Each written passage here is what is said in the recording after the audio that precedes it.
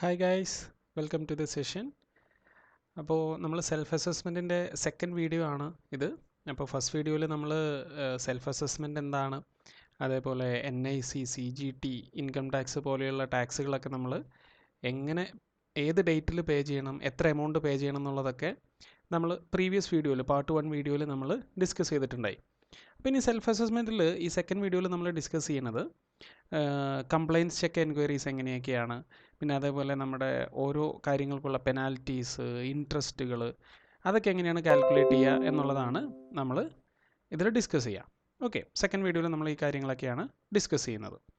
അപ്പോൾ ആദ്യം നമ്മൾ ഡിസ്കസ് ചെയ്യുന്നത് കംപ്ലയിൻസ് ചെക്ക് എൻക്വയറി എങ്ങനെ സ്റ്റാർട്ട് ചെയ്യാം എന്നുള്ളതാണ്. അപ്പോൾ ഈ കംപ്ലയിൻസ് ചെക്ക് എന്ന് പറഞ്ഞു കഴിഞ്ഞാൽ വേറെ ഒന്നുമില്ല, നമ്മൾ നമ്മുടെ ഓൾറെഡി ഒരു ടാക്സ് റിട്ടേൺ ഫയൽ ചെയ്യും എന്ന് നമ്മൾ പറഞ്ഞല്ലോ. കഴിഞ്ഞ വീഡിയോയിൽ നമ്മൾ ടാക്സ് റിട്ടേൺ ഫയൽ ചെയ്യുന്നതിനെ പറ്റിയിട്ടുള്ള കാര്യങ്ങളൊക്കെ ഡിസ്കസ് ചെയ്തു.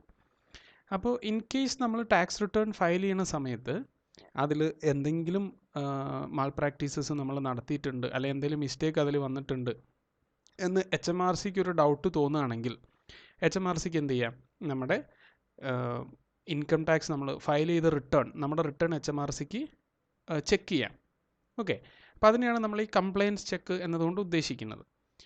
അപ്പോൾ ഈ കംപ്ലയിൻസ് ചെക്ക് നമ്മുടെ റിട്ടേണിൽ, നമ്മൾ ഫയൽ ചെയ്ത റിട്ടേണിൽ കംപ്ലയിൻസ് ചെക്ക് നടത്തണമെങ്കിൽ HMRC അതിന് മുമ്പായിട്ട് നമ്മൾ ഇൻഫോം ചെയ്യണം. ഓക്കെ, നമ്മൾ ഇൻഫോം ചെയ്താൽ മാത്രമേ നമ്മുടെ ഇൻകം ടാക്സ് റിട്ടേൺ HMRCക്ക് ചെക്ക് ചെയ്യാനായിട്ട് പറ്റുള്ളൂ. അപ്പോൾ അത് നമ്മളെ എങ്ങനെ ഇൻഫോം ചെയ്യും? HMRC നമുക്കൊരു നോട്ടീസ് ത്രൂ ആണ് നമ്മളെ അത് ഇൻഫോം ചെയ്യുന്നുണ്ടാവുക. ഓക്കെ, അപ്പോൾ HMRCക്ക് എത്ര വരെ സമയം കിട്ടും അതിന്, അതാണ് നമ്മളിനി ഡിസ്കസ് ചെയ്യുന്നത്. അപ്പോൾ ഇൻ കേസ് നമ്മൾ നമ്മുടെ ടാക്സ് റിട്ടേൺ ഫയൽ ചെയ്തിരിക്കുന്നത് പ്രോപ്പറായിട്ടുള്ള ടൈമിങ്ങിലാണെന്ന് വിചാരിക്കാം, അതായത് ഡിലേയ്സ് ഒന്നും വന്നിട്ടില്ല. ഓക്കെ, നമ്മൾ HMRC പറഞ്ഞ ടൈം പീരീഡിൻ്റെ ഉള്ളിൽ കറക്റ്റായിട്ട് റിട്ടേൺസ് ഫയൽ ചെയ്തിട്ടുണ്ടെങ്കിൽ നമ്മൾ റിട്ടേൺ ഫയൽ ചെയ്ത ഡേറ്റ് മുതൽ 1 ഇയർ, ഫോർ എക്സാമ്പിൾ ഞാൻ പേപ്പർ റിട്ടേൺ ആണ് ഫയൽ ചെയ്തതെന്ന് വിചാരിക്കുക. ഓക്കെ, അപ്പോൾ പേപ്പർ റിട്ടേൺ ഞാനൊരു 15th ജൂലൈ 2017 ഞാൻ പേപ്പർ റിട്ടേൺ ത്രൂ 2016-17 ടാക്സ് ഇയറിലെ റിട്ടേൺസ് ഫയൽ ചെയ്തു എന്ന് വിചാരിക്കുക. കറക്റ്റായിട്ട് ഞാൻ ഫയൽ ചെയ്തിട്ടുണ്ട്. അപ്പോൾ ഈ ഡേറ്റ് മുതൽ 12 months, 1 ഇയർ വരെ HMRCക്ക് ടൈമുണ്ട്. അപ്പോൾ ആ ടൈമിനുള്ളിൽ HMRC എനിക്ക് നോട്ടീസ് അയച്ചു കഴിഞ്ഞാൽ HMRCക്ക് എന്ത് ചെയ്യാം, എൻ്റെ ഇൻകം ടാക്സ് റിട്ടേൺ വെരിഫൈ ചെയ്യാം, കംപ്ലയിൻസ് ചെക്ക് നടത്താം. ഓക്കെ, വേറെ ഇഷ്യൂസ് ഒന്നുമില്ല. അതേപോലെ ഈ കംപ്ലയിൻസ് ചെക്ക് നടന്ന് ആ ഒരു പ്രോസസ്സ് കംപ്ലീറ്റ് ആയി കഴിഞ്ഞാൽ, കംപ്ലയിൻസ് ചെക്ക് കഴിഞ്ഞാൽ HMRC എന്ത് ചെയ്യണം, നമ്മളെ എഗെയിൻ ഒരു നോട്ടീസ് ത്രൂ ഇൻഫോം ചെയ്യണം, കംപ്ലയിൻസ് ചെക്ക് എൻക്വയറി കഴിഞ്ഞിട്ടുണ്ട് എന്ന് പറഞ്ഞിട്ട്. ദെൻ ഈ കംപ്ലയിൻസ് ചെക്ക് എൻക്വയറി കഴിഞ്ഞു എന്ന് പറഞ്ഞ് നമുക്കൊരു നോട്ടീസ് കിട്ടിയാൽ, അപ്പോൾ ഓൾറെഡി അവരെന്ത് ചെയ്തു, നമ്മുടെ ഇൻകം ടാക്സ് റിട്ടേൺ വെരിഫൈ ചെയ്തിട്ടുണ്ട്, അല്ല ചെക്ക് ചെയ്തിട്ടുണ്ട്. ഇനി അവർക്ക് വീണ്ടും ഈ സെയിം റിട്ടേൺ വെരിഫൈ ചെയ്യാൻ പറ്റില്ല. ഓക്കെ, ചെക്ക് ചെയ്യാനായിട്ട് പറ്റില്ല, വെരിഫൈ അല്ല, ചെക്ക് ചെയ്യാനായിട്ട് പറ്റില്ല. അപ്പോൾ നമ്മുടെ ഒരു ഇൻകം ടാക്സ് റിട്ടേണിൻ്റെ മേലെ ഒരു തവണ മാത്രമേ HMRCക്ക് എന്ത് ചെയ്യാൻ പറ്റുള്ളൂ, കംപ്ലയിൻസ് ചെക്ക് നടത്താൻ പറ്റുള്ളൂ. ഓക്കെ, അപ്പോൾ ഇനി അടുത്തൊരു സിറ്റുവേഷൻ എന്ന് പറഞ്ഞു കഴിഞ്ഞാൽ, ഇൻ കേസ് നമ്മൾ ലേറ്റായിട്ടാണ് ടാക്സ് റിട്ടേൺ ഫയൽ ചെയ്തതെന്ന് വിചാരിക്കാം. നമുക്ക് പ്രോപ്പറായിട്ടൊരു ടൈം പീരീഡ് തന്നിട്ടില്ലേ, ഒന്നില്ലെങ്കിൽ ഇലക്ട്രോണിക്കലി ആണെങ്കിൽ 31st ജാനുവരി, പേപ്പർ റിട്ടേൺ ആണെങ്കിൽ 31st ഒക്ടോബർ എന്ന് പറഞ്ഞൊരു ടൈം പീരീഡ് നമുക്ക് തന്നിട്ടുണ്ട് ടാക്സ് റിട്ടേൺ ഫയൽ ചെയ്യാൻ. ഇനി അത് എക്സ്റ്റെൻഡ് ആവാം. എങ്ങനെ എക്സ്റ്റെൻഡ് ആവുക? HMRC ലേറ്റായിട്ടാണ് നോട്ടീസ് ഓഫ് റിട്ടേൺ നമുക്ക് അയക്കണതെങ്കിൽ എന്ത് സംഭവിക്കാം, നമുക്ക് ഈ നോർമൽ ടൈം പീരീഡ് എക്സ്റ്റെൻഡ് ആയിട്ട് കിട്ടും. അപ്പോൾ ആ ടൈം പീരീഡിൻ്റെ ഉള്ളിൽ തന്നെ നമ്മൾ ടാക്സ് റിട്ടേൺ ഫയൽ ചെയ്യണം. ഇൻ കേസ് നമ്മൾ ലേറ്റ് ആയിട്ടാണ് ഫയൽ ചെയ്തതെന്ന് വിചാരിക്കുക. ഓക്കെ, നോർമൽ ടൈം പീരീഡിൽ നമ്മൾ ഫയൽ ചെയ്തിട്ടില്ല. ഇപ്പോൾ ഒരു എക്സാമ്പിൾ പറയുകയാണെങ്കിൽ, നമ്മുടെ നോർമലി ഉള്ള ടൈം പീരീഡ്, പേപ്പർ റിട്ടേണിൻ്റെ ടൈം പീരീഡ് 31st ഒക്ടോബർ ആണ്. ഓക്കെ, ഞാൻ 31st ഒക്ടോബർ 2018 ആണ് എൻ്റെ നോർമൽ 17-18 ടാക്സ് ഇയറിലെ നോർമലി എൻ്റെ പേപ്പർ റിട്ടേണിൻ്റെ normal deadline 31st October 2018 ആണ്. HMRC പ്രോപ്പറായിട്ട് നോട്ടീസൊക്കെ അയച്ചിട്ടുണ്ടായിരുന്നു.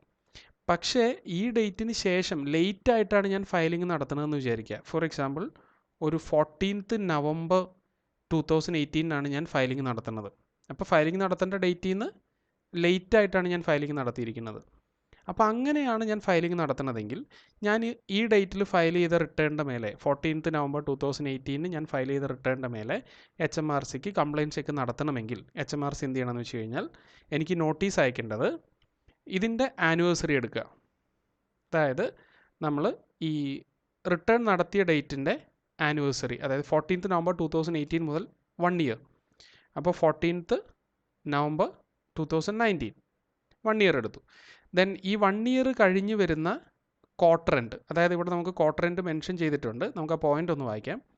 The quarter day following the first anniversary of the actual filing date if the return is filed after the due filing date. Late ആയിട്ട് file ചെയ്ത് കഴിഞ്ഞാൽ ഇവിടെ mention ചെയ്യുന്ന നമ്മുടെ tax return file ചെയ്ത date മുതൽ അതിൻ്റെ ആനിവേഴ്സറി എടുക്കുക, 12 month എടുക്കുക. ദെൻ അതിന് ശേഷം വരുന്ന ക്വാർട്ടർ എൻഡ് ഏതാണെന്ന് നോക്കുക. അപ്പോൾ നമുക്ക് വരുന്നത് 14th November 2019 ആണ് നമ്മൾ ആക്ച്വൽ റിട്ടേൺ ഫയൽ ചെയ്തതിന് ശേഷമുള്ള 12 month. ഇതിന് ശേഷം വരുന്ന ക്വാർട്ടർ എൻഡ് ഏതാണ്? നമുക്ക് ക്വാർട്ടർ എൻഡ് മെൻഷൻ ചെയ്തിട്ടുണ്ട്. 31st January, 30th April, 31st July and 31st October. Okay, അപ്പോൾ നമുക്ക് നമ്മുടെ ആനിവേഴ്സറി വന്നിരിക്കുന്നത് 14th November 2019 ആണ്. അപ്പോൾ ഈ നവംബറിന് ശേഷം വരുന്ന ക്വാർട്ടർ എൻഡ് ഏതാണെന്ന് നോക്കാം. 4 ക്വാർട്ടർ എൻഡുകൾ പറയുന്നുണ്ട്. 31st January ആണ് ഈ നവംബർ കഴിഞ്ഞിട്ട് വരുന്ന ക്വാർട്ടർ എൻഡ്.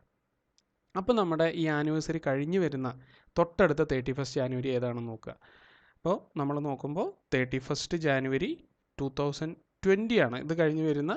നമ്മൾ ആക്ച്വലി ഫയലിംഗ് ചെയ്ത ഡേറ്റിൽ നിന്ന് 1 ഇയർ എടുത്തു. അതിന് ശേഷം വരുന്ന ക്വാർട്ടർ എൻഡ് നമ്മൾ എടുത്തപ്പോൾ നമുക്ക് കിട്ടിയ ഡേറ്റ് ഏതാണ്? 31st January 2020. ദാറ്റ് മീൻസ് നമ്മൾ 14th November 2018 ആണ് റിട്ടേൺസ് ഫയൽ ചെയ്തത്, അല്ലേ? ഈ ഡേറ്റിനാണ് റിട്ടേൺസ് ഫയൽ ചെയ്തത്. ലേറ്റ് ഫയലിംഗ് ആണ്. അതുകൊണ്ട് HMRCക്ക് നമ്മുടെ റിട്ടേണിൻ്റെ മേലെ കംപ്ലയിൻറ്റ് ചെക്ക് നടത്തണമെങ്കിൽ എന്ന് വരെ സമയം കിട്ടും? 31st January 2020 വരെ സമയം കിട്ടും. അതിനുള്ളിൽ നമുക്കൊരു നോട്ടീസ് സെൻഡ് ചെയ്ത് കഴിഞ്ഞാൽ HMRCക്ക് എന്ത് ചെയ്യാം? നമ്മുടെ റിട്ടേണിൻ്റെ മേലെ കംപ്ലയിൻറ്റ് ചെക്ക് എൻക്വയറി സ്റ്റാർട്ട് ചെയ്യാം. ഓക്കെ, അപ്പോൾ ഇതാണ് നമ്മുടെ കംപ്ലയിൻറ്റ് ചെക്ക് എൻക്വയറിയുമായിട്ട് റിലേറ്റ് ചെയ്ത് കിടക്കുന്ന കാര്യങ്ങൾ.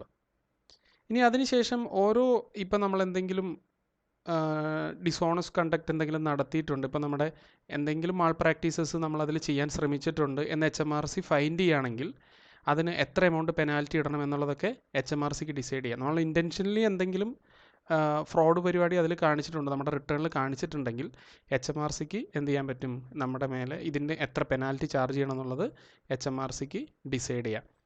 ദെൻ ഇവിടെ നമ്മളോട് സ്പെസിഫിക്കലി പറയുന്നുണ്ട്, HMRC can investigate whether there has been dishonest conduct by tax agent.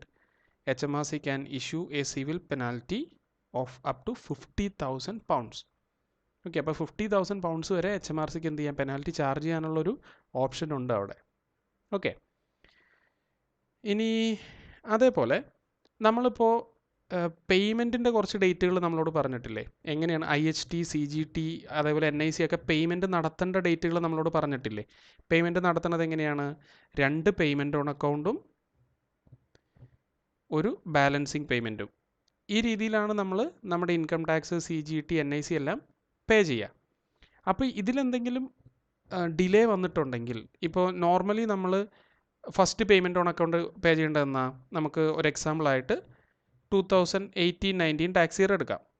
2018-19 tax ഇയറിൽ എൻ്റെ ഫസ്റ്റ് പേയ്മെൻറ്റ് ഓൺ അക്കൗണ്ട് ഞാൻ പേ ചെയ്യേണ്ടത് 31st January 2019 അല്ലേ? അപ്പോൾ ഈ ഡേറ്റിന് ഞാൻ പേ ചെയ്യേണ്ട പേയ്മെൻറ്റ് ഓൺ അക്കൗണ്ട് ഒരു എക്സാമ്പിൾ എമൗണ്ട് നമുക്ക് എടുക്കാം. 10,000 ആണ് ഞാൻ പേ ചെയ്യേണ്ട. ഈ ഡേറ്റിൽ ഞാൻ പേ ചെയ്യേണ്ടിയിരുന്ന പേയ്മെൻറ്റ് ഓൺ അക്കൗണ്ട് 10,000 ആയിരുന്നു. പക്ഷേ ഈ ഡേറ്റിൽ ഞാനത് പേ ചെയ്തില്ല, പേയ്മെൻറ്റ് ഡിലേ വരുത്തി. ഓക്കെ, ഞാനിത് പേ ചെയ്യുന്നത് ഒരു 31st March വിചാരിക്കുക. 31st March ഞാൻ ഈ 10,000 പേയ്മെൻറ്റ് നടത്തുന്നത്. അപ്പോൾ എത്ര മന്ത് ഡിലേ വന്നു? ജാനുവരി ലാസ്റ്റിന് പേ ചെയ്യേണ്ടതാണ്. അത് ഫെബ്രുവരി കഴിഞ്ഞു, മാർച്ച് ലാസ്റ്റിനാണ് ഞാൻ പേയ്മെൻറ്റ് നടത്തുന്നത്. 2 month ഡിലേ വന്നു. അപ്പോൾ നമ്മൾ 2 month കഴിഞ്ഞ് 31st March ഈ 10,000 പേ ചെയ്യുമ്പോൾ ആ 10,000 പേ ചെയ്യണം, പ്ലസ് അതിൻ്റെ മേലെ ഒരു ഇൻട്രസ്റ്റും പേ ചെയ്യേണ്ടി വരും. ഓക്കെ, അപ്പോൾ പേയ്മെൻറ്റ് എപ്പോഴും ലേറ്റ് ആയിട്ടുണ്ടെങ്കിൽ ആ പേയ്മെൻറ്റ് നമ്മൾ കൊടുക്കണം, അതിന് പുറമെ ഇൻട്രസ്റ്റും കൊടുക്കണം. ഓക്കെ, അപ്പോൾ ഇൻട്രസ്റ്റ് എന്ന് പറയുന്നത് 3.25% ആണ്. ഈ ബോക്സിൽ തന്നിരിക്കുന്ന 3.25% ആണ് ഇൻട്രസ്റ്റ് തന്നിരിക്കുന്നത്. അത് ആനുവൽ റേറ്റ് ആണ് 3.25. അപ്പോൾ ഇവിടെ നമ്മൾ 2 month അല്ലേ ലേറ്റ് ആയത്? 10,000 പേ ചെയ്യാൻ 2 month ആണ് ലേറ്റ് ആയത്. അപ്പോൾ നമുക്ക് 10,000 പേ ചെയ്യണം. 31st March അപ്പോൾ 10,000 പേ ചെയ്യണം, പ്ലസ് എന്തും പേ ചെയ്യണം? 10,000 into 3.25% into 2/12. ഇത്ര എമൗണ്ടും കൂടി നമ്മൾ അഡീഷണലി പേ ചെയ്യേണ്ടി വരും. ഇൻട്രസ്റ്റ് ആയിട്ട് 10,000 പുറമെ 10,000 3.25%. ഇൻറ്റു 2/12 2 മന്തിലേക്കുള്ള ഇൻട്രസ്റ്റ് നമ്മൾ പേ ചെയ്യണം. ഓക്കെ, അപ്പോൾ ഏത് പേയ്മെൻ്റ് ആണെങ്കിലും, ഇപ്പോൾ ബാലൻസിങ് പേയ്മെൻ്റ് ആവാം, പേയ്മെൻറ്റ് ഓൺ അക്കൗണ്ട് ആവാം, അങ്ങനെ ഏത് പേയ്മെൻറ്റെങ്കിലും ഡിലേ വന്നിട്ടുണ്ടെങ്കിൽ ആ ഡിലേ വരുന്ന ഡ്യൂ ആവുന്ന ഡേറ്റ് മുതൽ പേയ്മെൻറ്റ് ഡേറ്റ് വരെ എത്ര നാളുണ്ടോ അത്രയും നാളത്തെ 3.25% ഇൻട്രസ്റ്റ് പേ ചെയ്യാൻ ഓരോ ടാക്സ് പേയേഴ്സും ലയബിളാണ്. ഓക്കെ, അതാണ് നമ്മുടെ interest on over pay tax എന്ന് പറയുന്നത്. ഇനി അതേപോലെ നമ്മൾ ചിലപ്പോൾ ഓവർ പേയ്മെൻറ്റ് നടത്താറില്ലേ? ഇപ്പോൾ ലേറ്റ് പെയ്ഡ് ടാക്സിനാണ് 3.25 ഇൻട്രസ്റ്റ്. ചിലപ്പോൾ നമ്മൾ ഇൻട്രസ്റ്റ് ഓവർ പേയ്മെൻറ്റ് നടത്താറുണ്ട്. ഓവർ പേയ്മെൻറ്റ് നമ്മളെങ്ങനെ ഇത് പേ ചെയ്യാന്ന് വെച്ച് കഴിഞ്ഞാൽ, ഓവർ പേയ്മെൻറ്റ് എന്ന് പറഞ്ഞ സംഭവം ഇത്രയേ ഉള്ളൂ. നമ്മൾ ഇന്നലെ പറഞ്ഞിരുന്നു, നമ്മൾ ഈ പേയ്മെൻറ്റ് ഓൺ അക്കൗണ്ട് കൊടുക്കുന്ന സമയത്ത് നമ്മൾ ഇപ്പം ഞാൻ പേയ്മെൻറ്റ് ഓൺ അക്കൗണ്ട് കാൽക്കുലേറ്റ് ചെയ്തു.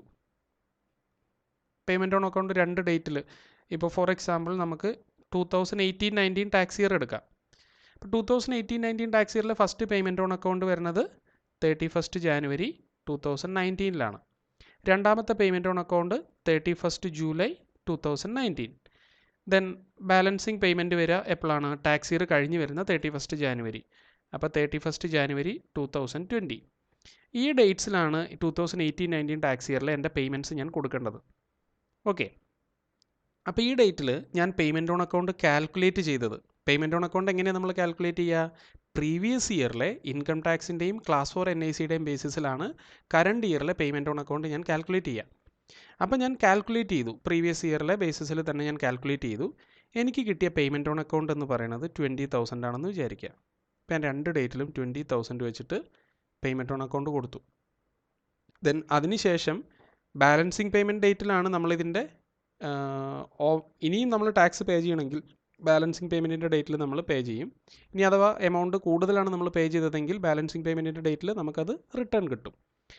അപ്പോൾ നമുക്ക് ഇപ്പോൾ ഒരു എക്സാമ്പിൾ വിചാരിക്കുക, ആക്ച്വലി 2018-19 ടാക്സ് ഇയറിൽ ആക്ച്വലി വന്ന ഇൻകം ടാക്സ് ലയബിലിറ്റിയും ക്ലാസ് 4 NIC എന്ന് പറയുന്നത് 30,000 ഉണ്ടായിരുന്നുള്ളൂ എന്ന് വിചാരിക്കുക. ശരിക്കും 30,000 ഉണ്ടായിരുന്നുള്ളൂ. പക്ഷേ ഓൾറെഡി പേയ്മെൻറ്റ് ഓൺ അക്കൗണ്ടിലൂടെ ഓരോ തവണയും 20 വെച്ചിട്ട് നമ്മൾ എത്ര പേ ചെയ്തു? 40,000 ഓൾറെഡി പേയ്മെൻറ്റ് നടത്തി. ആക്ച്വലി നമ്മൾ ഓരോ പേയ്മെൻറ്റ് ഓൺ അക്കൗണ്ട് എത്ര എടുക്കേണ്ടതേ ഉണ്ടായിരുന്നുള്ളൂ? 15,000 വെച്ചിട്ട് എടുക്കേണ്ടത് ഉണ്ടായിരുന്നുള്ളൂ. പക്ഷേ നമ്മൾ പേയ്മെൻറ്റ് ഓൺ അക്കൗണ്ടിൽ എത്ര വെച്ച് കൊടുത്തിട്ടുണ്ട്? 20,000 വെച്ച് കൊടുത്തിട്ടുണ്ട്. ഓക്കെ, അപ്പോൾ ഓരോ പേയ്മെൻറ്റ് ഓൺ അക്കൗണ്ടിലും നമ്മൾ എത്ര എമൗണ്ടാണ് കൂടുതൽ പേയ്മെൻറ്റ് നടത്തിയത്? 15,000 വെച്ച് കൂടുതൽ പേയ്മെൻറ്റ് നടത്തിയിട്ടില്ലേ ആക്ച്വലി? ഓക്കെ, ഇത് നമുക്ക് എപ്പോഴേ മനസ്സിലാവുള്ളൂ. ആക്ച്വലി നമ്മുടെ ഇൻകം ടാക്സ് ലയബിലിറ്റിയും ക്ലാസ് 4 NICയും കമ്പ്യൂട്ട് ചെയ്ത് കഴിയുമ്പോൾ നമ്മൾ പേയ്മെൻറ്റ് ഓൺ അക്കൗണ്ടായിട്ട് പേ ചെയ്ത എമൗണ്ടും ആക്ച്വൽ ഇൻകം ടാക്സ് ലയബിലിറ്റിയും ക്ലാസ് 4 NICയും തമ്മിൽ കമ്പയർ ചെയ്യുമ്പോഴാണ് ഇത് നമുക്ക് മനസ്സിലാവുക. അപ്പോൾ നമുക്ക് നോക്കിയപ്പോൾ 30,000 ഉള്ളൂ ആക്ച്വൽ ഇൻകം ടാക്സ് ലയബിലിറ്റിയും ക്ലാസ് 4 NICയുടെയും ടോട്ടൽ. പക്ഷേ ഓൾറെഡി നമ്മൾ പേയ്മെൻറ്റ് ഓൺ അക്കൗണ്ട് എന്ന് പറഞ്ഞ് 20,000 കൊടുത്തിട്ടുണ്ട്. അപ്പോൾ ഓരോ പേയ്മെൻറ്റ് ഓൺ അക്കൗണ്ടിലും 15 മാത്രം കൊടുക്കേണ്ടതുണ്ടായിരുന്നുള്ളൂ. അപ്പോൾ ഓരോ പേയ്മെൻറ്റ് ഓൺ അക്കൗണ്ടിലും നമ്മൾ എക്സസ് പേയ്മെൻറ്റ് നടത്തിയത് എത്രയാണ്? 5,000. ഈ എമൗണ്ട് നമുക്ക് എപ്പോഴാണ് റീഫണ്ട് ആവുക? 31st January റീഫണ്ട് ആവുക. അപ്പോൾ ഇവിടെ നമുക്ക് ഈ ഡേറ്റിൽ ഈ 20,000 നമ്മൾ പേ ചെയ്തപ്പോൾ അതെന്നാ പേ ചെയ്തത്? 31st January 2019 പേ ചെയ്തത്. അന്ന് നമ്മൾ എക്സ്ട്രാ പേയ്മെൻറ്റ് കൊടുത്തത് എത്രയാ? 5,000. ഈ എക്സ്ട്രാ നമ്മൾ കൊടുത്ത 5,000 HMRC എപ്പോഴാണ് നമുക്ക് റീഫണ്ട് തരിക? ബാലൻസിങ് പേയ്മെൻറ്റിൻ്റെ ടൈമിൽ. ബാലൻസിങ് പേയ്മെൻറ്റ് എന്നാണ്? 31st January 2020. എത്ര നാൾ ഡിഫറൻസ് ഉണ്ട്? 1 year ഡിഫറൻസ് ഉണ്ട് അല്ലേ? അപ്പോൾ നമ്മളിവിടെ എക്സ്ട്രാ കൊടുത്ത, നമ്മൾ ലേറ്റായിട്ട് ടാക്സ് പേ ചെയ്യുമ്പോൾ HMRCക്ക് ഇൻട്രസ്റ്റ് കൊടുക്കുന്നില്ലേ? അതുപോലെ തന്നെ നമ്മൾ കൂടുതൽ എമൗണ്ട് HMRCക്ക് കൊടുത്തു കഴിഞ്ഞാൽ HMRC ആ എമൗണ്ട് തിരിച്ചു തരുമ്പോൾ ഇൻട്രസ്റ്റ് കൂടി കൂട്ടിയിട്ടാണ് നമുക്ക് തിരിച്ചു തരിക. ഓക്കെ, അപ്പോൾ ഇതിൽ ഇൻട്രസ്റ്റ് റേറ്റ് ഭയങ്കര കുറവാണ്. നമ്മൾ ലേറ്റായിട്ട് ടാക്സ് പേ ചെയ്യുമ്പോൾ എത്ര ഇൻട്രസ്റ്റ് കൊടുക്കണം? 3.25% ഇൻട്രസ്റ്റ് അങ്ങോട്ട് കൊടുക്കണം. നമ്മൾ ഓവർ പേയ്മെൻ്റ് ആണ് നടത്തിയതെങ്കിൽ HMRC നമുക്ക് എമൗണ്ട് തിരിച്ചു തരില്ലേ? അപ്പോൾ നമുക്ക് ഇൻട്രസ്റ്റും കൂടി കൂട്ടിയിട്ടാണ് തിരിച്ചു തരിക. അപ്പോൾ ഇൻട്രസ്റ്റ് നമുക്ക് HMRC ഇങ്ങോട്ട് തരുന്നത് 0.5% ആണ്. ഓക്കെ, 0.5, 1% പോലും ഇല്ല, 0.5% ആണ് നമുക്ക് ഇങ്ങോട്ട് ഇൻട്രസ്റ്റ് HMRC തരിക. ഓക്കെ, അപ്പോൾ ഈ 5,000, ആദ്യത്തെ 5,000 നമ്മൾ 31st January 2019 പേ ചെയ്തു. അത് റീഫണ്ട് കിട്ടുന്നത് 31st January 2020. അപ്പോൾ അതിൻ്റെ കൂടെ നമുക്ക് 5,000 റീഫണ്ട് കിട്ടും, പ്ലസ് 0.5 എന്ത് കിട്ടും? ഇൻട്രസ്റ്റും കിട്ടും. അതേപോലെ ഈ ഡേറ്റിൽ 31 ജൂലൈ 2019 നമ്മളൊരു എക്സസ് 5,000 പേയ്മെൻറ്റ് നടത്തിയിട്ടുണ്ടല്ലോ. അത് നമുക്ക് എന്ന് റീഫണ്ട് കിട്ടും? 31 ജാനുവരിയിൽ കിട്ടും. ഓക്കെ, അപ്പോൾ അതിൻ്റെയും നമുക്ക് എന്ത് കിട്ടും? അത്രയും നാളത്തെ ഇൻട്രസ്റ്റ് കിട്ടും. അപ്പോൾ എത്ര മന്ത് കഴിഞ്ഞിട്ടാണ് നമുക്ക് കിട്ടുന്നത്? ഈ 5,000 നമ്മൾ പേ ചെയ്തത്, എക്സസ് പേയ്മെൻറ്റ് 5,000 നമ്മൾ എന്ന് നടത്തിയിട്ടുണ്ട്? 31 ജൂലൈ 2019. ബാലൻസിങ് പേയ്മെൻറ്റിൻ്റെ ഡേറ്റ് എന്നാണ്? 31 ജാനുവരി 2020. അപ്പോൾ ഇത്രയും നാളത്തെ ഡിഫറൻസ് എത്രയുണ്ടെന്ന് നോക്കുക. ജൂലൈ മുതൽ ജാനുവരി വരെ എത്ര ഡിഫറൻസ് ഉണ്ട് എന്ന് നോക്കുക. 6 മന്ത് ആയിരിക്കും വരിക അല്ലേ? അപ്പോൾ 6 മന്ത് ഡിഫറൻസ് ഉണ്ട്. അപ്പോൾ ഈ രണ്ടാമത് കൊടുത്ത എക്സ്ട്രാ കൊടുത്ത 5,000 നമുക്ക് ഫുള്ളായിട്ട് റീഫണ്ട് കിട്ടും. Plus 5,000 into 0.5% into 6/12. അത്രയും എമൗണ്ട് ഓഫ് ഇൻട്രസ്റ്റും HMRC നമുക്ക് തരും. ഓക്കെ, അപ്പോൾ നമ്മൾ ലേറ്റായിട്ട് ടാക്സ് പേ ചെയ്ത് കഴിഞ്ഞാൽ നമ്മൾ HMRCക്ക് 3.25 ഇൻട്രസ്റ്റ് കൊടുക്കണം. അതേപോലെ നമ്മൾ ഓവർ പേയ്മെൻറ്റ് നടത്തിയിട്ടുണ്ടെങ്കിൽ HMRC എമൗണ്ട് തിരിച്ചു തരുമ്പോൾ നമുക്ക് 0.5 ഇൻട്രസ്റ്റും കൂടി കൂട്ടിയിട്ടാണ് HMRC തിരിച്ച് പേ ചെയ്യുക. ഓക്കെ, അപ്പോൾ അതൊന്ന് മനസ്സിൽ വെക്കാം.